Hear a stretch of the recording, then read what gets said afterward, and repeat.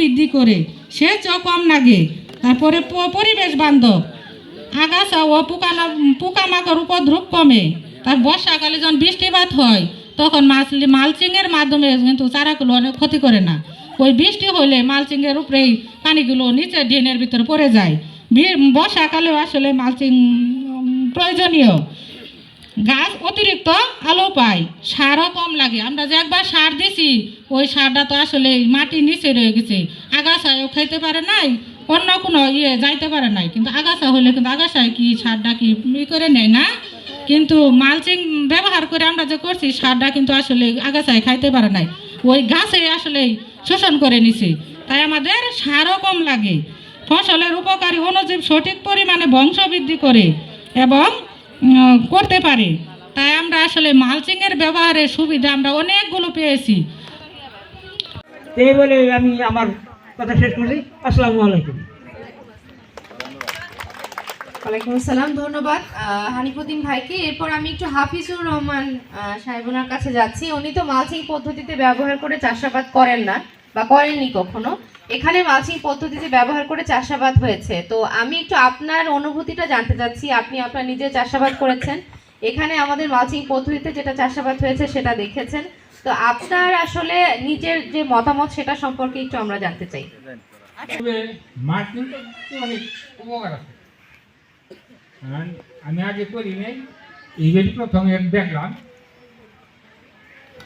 আশা করা যায় যে এতে আমরা যেভাবে করি এতে অনেক লাভবান।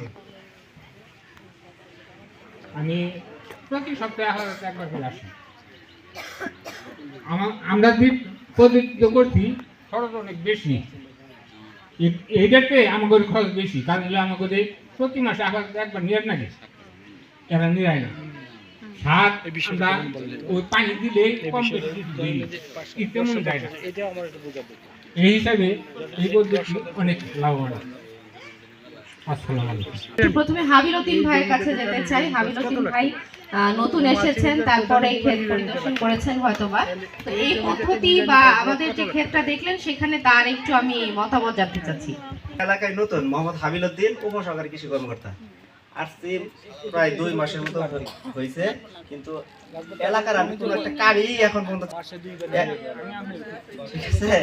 কি আগে আমরা কি করতাম, মালচিং আমরা 2 ভাবে করতে পারি। আগে কি করতাম, আমরা খড় কোটা দিয়ে পাতা দিয়ে করতাম, ওটা হলো অস্থায়ী। কি হয়, দেখা যায় 2-3 মাস পরে কি পচে যায়,